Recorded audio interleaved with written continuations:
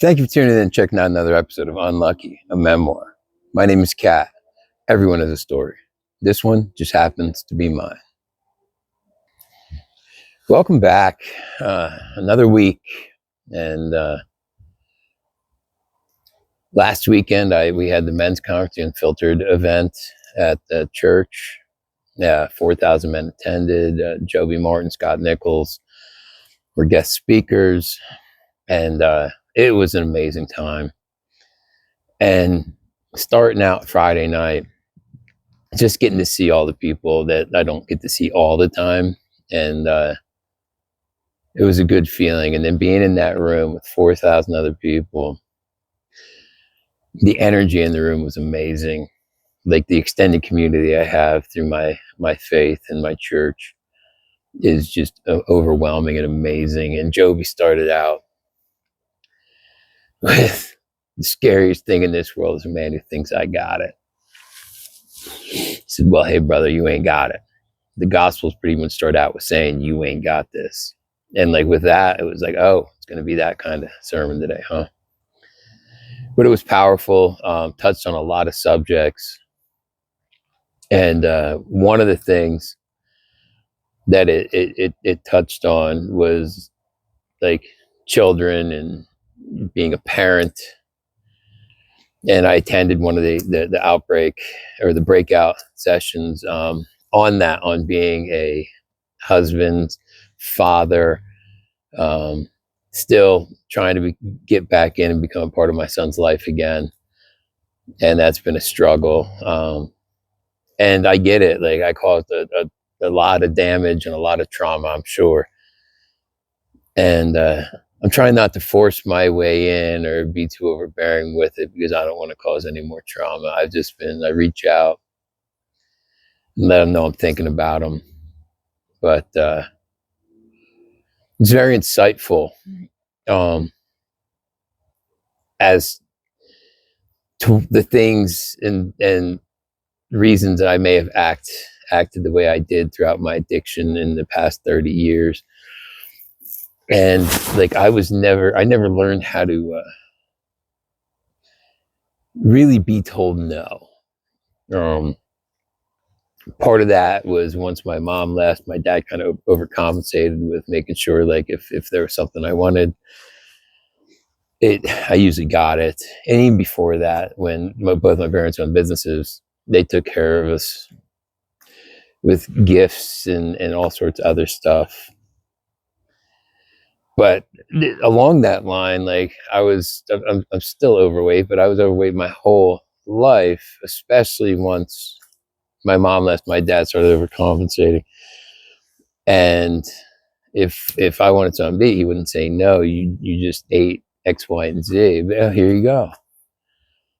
And I'm not. Don't get me wrong. I'm not sitting here calling out my dad and saying how he's this horrible father, because he was a great father, but he did the best he could with what he understood and knew.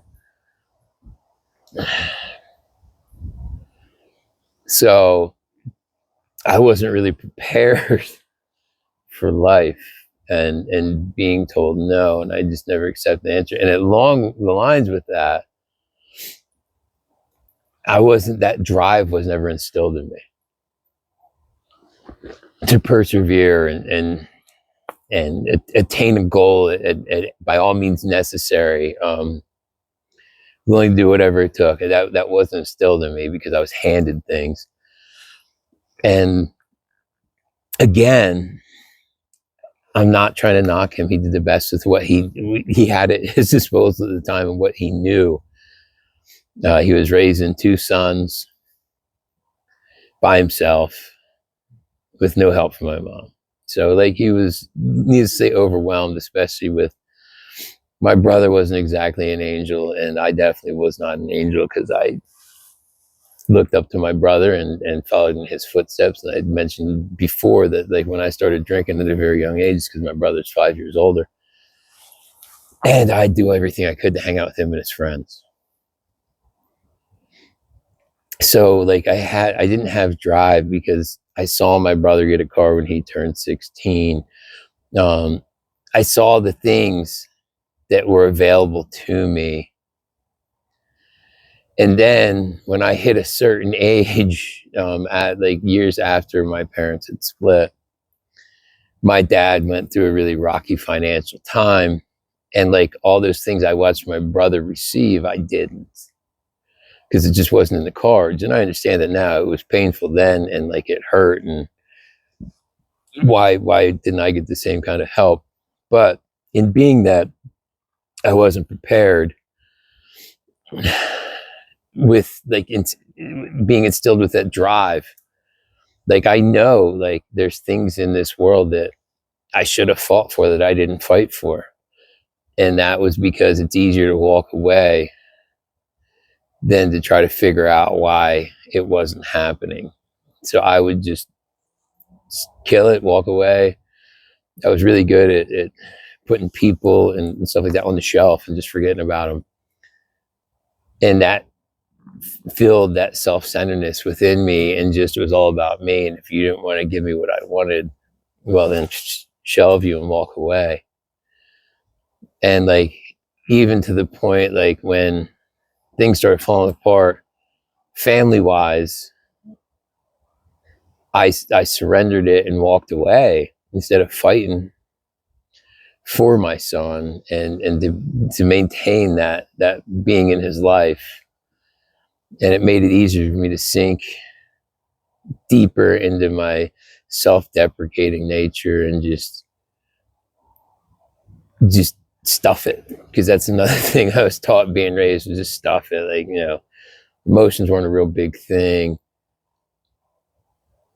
So like I would just stuff all this stuff, and a lot of that kept me in my addiction for a long time, because I've had bouts of recovery. I had bouts of abstinence many times throughout my adult life, but I didn't do any work on myself because I didn't want to look at it. Like I had so much baggage stuffed that, you know, it was gonna explode at some point or another.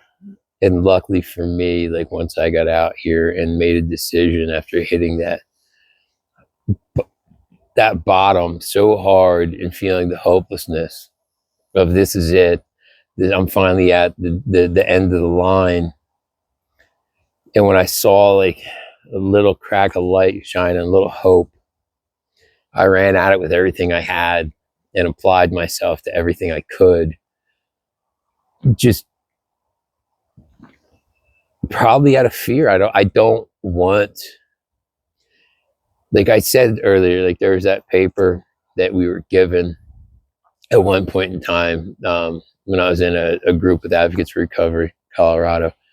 What do you want? What do you need? How do you get it? And like the what do you want? I remember staring at that question being like, what do I want?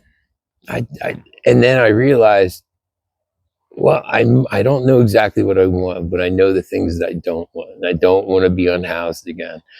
I don't want to be out on the street corner, you know, begging for money and panhandling, trying to make sure that I survive by the kindness of strangers. I didn't want that. I didn't want to wake up dope sick. I didn't want to worry about where I was putting my head down that night. There's all these things that I knew I didn't want, which helped me form the idea of what I wanted. And in church parlance, I repented, because repent means 180, turn, go the other way. And like my boss now says, he's like, you know, get in recovery, man. Just do everything completely opposite. If you used to put your shoe on, the right shoe on first, and then the left, now start putting, it doesn't matter, as small as it is, just change everything. And I made that joke, I'm sure on one of these videos, that I had to come out here and change one thing. And that one thing was everything. And it's not, I'm not really being facetious. Like I changed everything. And I went to visit the Office Advocates for Recovery, where I worked for a while, and see the old coworkers, my old bosses. And I remember, and I've had this discussion with multiple people, like there's many days I wake up and I recall the day before and situations in where I acted appropriately, as far as like telling somebody the right thing regardless of the response and the reaction, not to hurt them, but because it was the best thing for them, or being approached in a certain way and not reacting and responding in an inappropriate way, and doing things, for lack of a better term, in a righteous manner. And I'll reflect on the day before, and I have to think about, like, is this who I am now? Is this? And because those actions come second nature, I don't have to think too much about them. I know what feels right and what feels wrong, and I lean into what feels right, not what feels good, what feels right, because there's a huge difference. And we all know that right and wrong, right? And I had a friend of mine talking about, like, this is something that's instilled in us. You can go to a desert island with an uncontacted tribe, and if one person from the tribe goes and steals something, takes something without asking from another person in the tribe, then you know that's wrong already. Like, you're going to know that without being told that that's not right. Like, somebody takes your stuff, you're going to know it regardless if you've learned right and wrong in those ways. So I just chose for most of my life not to listen to it and not to think about it. But I can't avoid that now. It's just something that it is who I've become. It's who I am. And I'm damn proud of how far I've come and what I've done. This has been an amazing journey. And to see from the other side, look back through the fire to where I've come from and how much I've accomplished, like, I am truly grateful for the path that God's placed before me. So with that, I just want to tell you all again how grateful I am for each and every one of you who tune in and watch my videos. I'm sure you have better things to do, but I do appreciate it.